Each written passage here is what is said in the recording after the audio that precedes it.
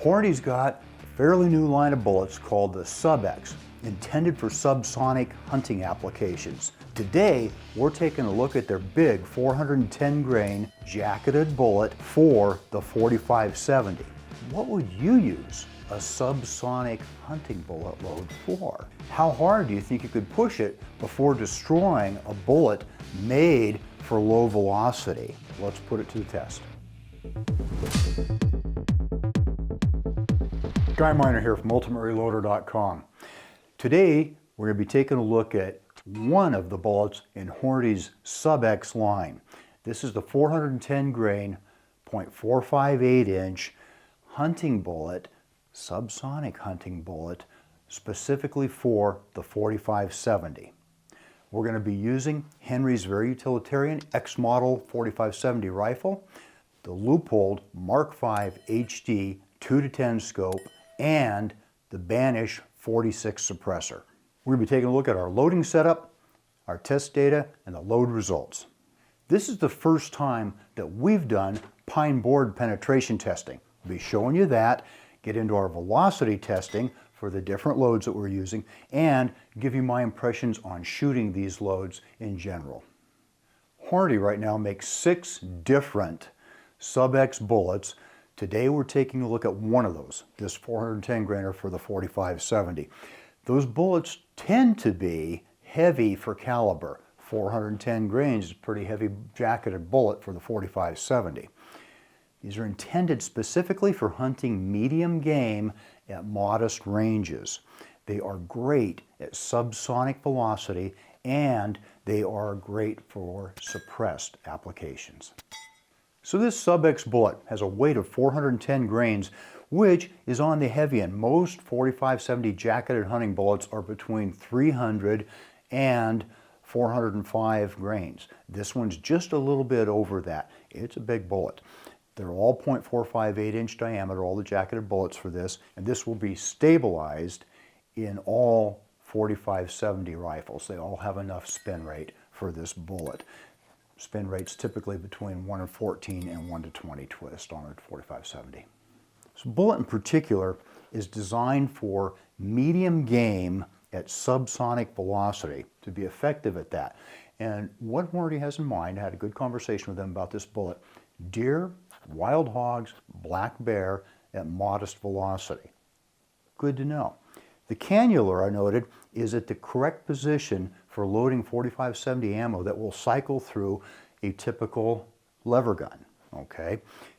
Marlin, Henry, whatever. And it can be firmly crimped in that cannula. That's good to know for your reloading purposes. Things to think about with this bullet.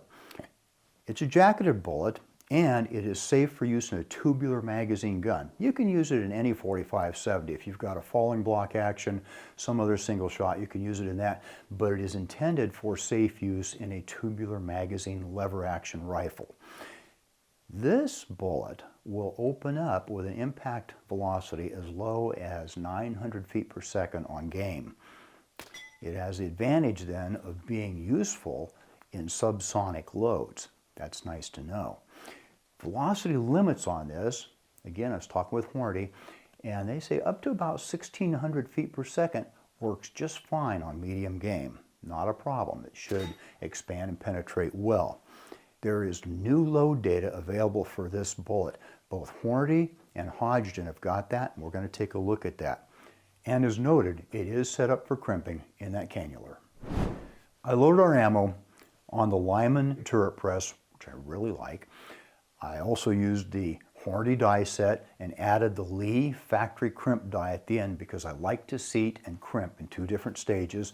We have done videos on that. Go ahead and take a look at those for more detailed information on how to load the 4570 to different loading levels as well. I used my Lyman powder measure. It threw rather consistent charges with all 3 of the powders that we used in this. I primed all the cases with the Frankfurt Arsenal Perfect Seat hand primer. Nice tool. We went to some data that Hornady had published for this 410 grain Sub-X bullet for supersonic hunting loads from 1300 up to 1650 feet per second. The load that I chose was H4198, a powder well known to 4570 reloaders, especially for people looking for pretty high velocities out of that heavy a bullet from their 4570. This is good data. It's available on Hornady's website. In recent years, Trail Boss has been our choice for subsonic loads in a lot of different cartridges, including the 4570. Trail Boss has become pretty much unavailable. Hodgdon to the rescue. They have published quite a table here with various loads that will keep you subsonic using some good powders. The powders that we used in this was good old IMR 4895, well known for reduced loads, and accurate 5744, which is well known in 4570 circles and other similar cartridges for good, solid, reduced loads. Those are the ones I went with for this testing, and I'm real glad that Hodgdon has got those out there now, because it's been hard to find the Trail Boss powder. We like Trail Boss, but it's awfully hard to find anymore. We're going to take a look at our chronograph results, but let's take a quick look at the rifle first. This is Henry's utilitarian model 4570 lever action. It is their X model, and it comes with weatherproof stock with a light mount, flashlight or a laser or whatever you want to hang on that, and it's got a threaded muzzle making it easy to attach a suppressor. We topped this with more scope than you actually need for a 4570 being used on big game at modest range. It is a Leupold Mark V HD 2:10, and this thing is bright, it has a very sharp image, and it has good eye relief, which is something that's real nice in a hard kicking 4570, and this 2-power is perfect for big game at modest ranges. You can get that wide field of view, get on target, and make your shot. Silencer Central's Banish 46 is US made. It can handle a .458 inch diameter bullet. We've used it on both the 338 Lapua and the 4570. Works great on both of those. This suppressor is configurable. It can be in either an 8-inch version or add the other piece on the end there for a full 10-inch long suppressor. The longer it is, the more effective it is at muffling the sound. This package we've put together is a great hunting setup. We've used it before with and without the suppressor, and we really want to take a look at these suppressed loads from this rifle. So let's take a look at the chronograph results for each of the 3 loads that I put through this 19.8-inch barreled Henry. The first one was 34 grains of good old IMR 4895, a powder well known for doing good with reduced loads. This was a little too reduced in my thoughts. It came out with an average of 868 feet per second. Very mellow shooting. The extreme spread was pretty good, 31, and the SD at 12 was real nice and tight. I like that. Moved over to 24.5 grains of accurate 5744.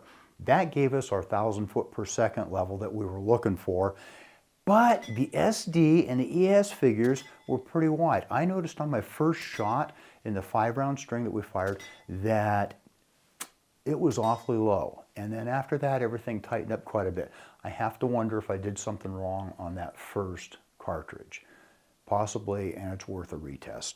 Then we went to H4198. I have used H4198 with 405 grain bullets at serious velocity for a 4570. This one I tuned it down a little bit because we wanted to keep to within that 1,600 foot per second or so level that Hornady suggests for this bullet, and we went with 38.5 grains of H4198, and that got us just shy of 1,500 feet per second from this not quite 20-inch barrel. I think out of a 24-inch barrel, we'd have probably been up there well over 1,500, maybe even approaching 1,600 feet per second. Again, the ES and SD figures were a little wider than I'd like, and it's worth doing some more load development and testing on that. Something we really wanted to do was try a pine board penetration test. This kind of test goes way back in the history of testing bullets. I've seen some old pine board penetration tests in the Cody Museum of Firearms. And pretty impressive results what they were getting with some of the big Buffalo type cartridges, 45-70 and up, with hard cast bullets. They could do some penetrating, no doubt about it. We wanted to see what a modern jacketed soft point bullet would do in that at subsonic and supersonic velocities. So we set this up. It's 6 foot long. I had 26 boards in it, and we weren't sure what we were going to get for penetration. I put 26 boards in there because I just didn't know. And we thought that maybe there'd be this huge change from the subsonic to the supersonic penetration. We'll take a look at that. So when I set up for the shot into the pine boards, I set up the rifle in the grasp gun vise atop our Ultradyne carbon tripod. This is a setup we've used a number of times. It's worked out really well, and I wanted to be as steady as possible to make sure that that bullet tracked straight and through, right through the pine boards. So I set up at close range to take the shot with the lowest velocity hand load that we've come up with, about 860 feet per second. Now, I didn't have any real preconceived notion of how far this thing would penetrate. Took the shot, it went through 8 boards, pretty well smashed them up, and then it actually bounced out off that 9th board and bounced out into the snow. We had to dig it up later, and we found it. The interesting thing on this, after all that smashing of boards, it starts out at 410 grains, right? 409. It barely lost any weight at all, and it did expand. No real lead showing there, maybe just a little sliver, but it did expand, and looks like at the widest part here, we're getting about 6.3, maybe 6.33 of expanded diameter. That is not a lot of expansion from a .458 to .633, but that's a big doggone bullet going into something. I like that. So retained almost all of its weight and expanded to .633 inches. I like that. So we replaced the boards, and I set up at the same range, very close to the target, and shot the supersonic load, 1,490 feet per second average. I was real surprised. We got tremendous destruction of the boards. They went flying all over the place, pieces of them, and they were just a mess in there, but they only made 8 boards, exactly the same as we had in the slower load. That surprised me. I was expecting that the more powerful load might penetrate farther. I certainly didn't expect it to have the same penetration, no change whatsoever from the subsonic load. There's a big difference in the velocities there. So that was kind of surprising to me, and we've found out that it can do a good job at either the low end, that subsonic, or up at the high end in the more supersonic range. That's a good thing. Pat on the back for Hornady for making this a very versatile bullet that can accept that wide range of impact speeds. You know, they made it for hunting, and we tested it on pine boards. 2 different things. Okay, the pine boards are not to simulate an animal. They are just a test medium that we used, so we'd have apples to apples here. What it does at low velocity and what it does at high velocity, all in the same medium. And it was actually a lot of fun doing that. Had fun building the box and had fun shooting the box, and we're going to probably be using that again. So let's take a look at the recovered bullet from the supersonic load. Remember, these things start at 410 grains, which is a lot of bullet, and we've got a weight of 372 grains, which is still a heck of a lot of bullet weight. I'm grinning a little bit because I was surprised when it showed up only busting 8 boards, as the same as the subsonic load did. Looks like we've got about expanded diameter of about 0.65 of an inch. That's pretty good. It's a little bit wider than the low velocity one. That's to be expected. And of course it lost more weight than the low velocity one, also to be expected. So let's talk about my shooting impressions with these loads. First of all, you've probably seen me in some other videos where I am having to deal with a lot of recoil with this same rifle or with my own Marlin 4570 and some more intense loads, higher velocity stuff. Yeah, the 4570 can kick a lot. These loads are not that kind of load. I found even the supersonic load with a 410 grain bullet doing about 1500 feet per second was very, very manageable. A lot of that's the load. It's not producing as much velocity, as much power as some of the other 4570 loads we've done. And also the Henry rifle is pretty weighty once we attach a suppressor and a big scope to it, and it's a nice sized rifle, and it soaks up some of that recoil, making a very pleasant shooting experience. 860 some feet per second for that low velocity load, 1,000 feet per second for getting up closer to the limit of what a subsonic, supersonic, where that transition is. And then, of course, the supersonic load, which was considerably more powerful. All of them were a breeze to shoot, which is really nice out of a 4570 lever gun. What I found too interesting is that this bullet performed well in our expansion and penetration tests at both the very low velocity and also well up into the supersonic velocity. Now, again, I said it was pine boards, but I have some experience with hunting with a 4570 in the past, and what I had used back then was a jacketed 405 grain soft point at about 1,650 feet per second, and it literally flattened the muley that I shot at about 70 yards. Excellent results, no bullet recovery, right through both shoulders and broke the backbone. It was interesting. The bullet buried itself somewhere in the hillside beyond. That's the kind of thing that I like to see from a big bore, soft point, jacketed hunting bullet. Excellent results on game. So we saw this used a little bit. I did not do a serious accuracy test on this. We just went out and plinked in our yard in all that snow. Hit the steel targets. It was so easy to just put those crosshairs on the target, squeeze the trigger, and instantly there's that nice clang downrange. Very, very good. I would use these loads for hunting, absolutely. The Subsonic, if I absolutely wanted the most quiet hunting load I could get. I have not hunted hogs in a long, long time. I understand that sometimes with a suppressed rifle, you can get 2 or 3 or maybe more hogs before they figure out that something bad is happening. And that's a good thing because a lot of places they're trying to really either eradicate or really cut down on the number of hogs that are tearing up farmland.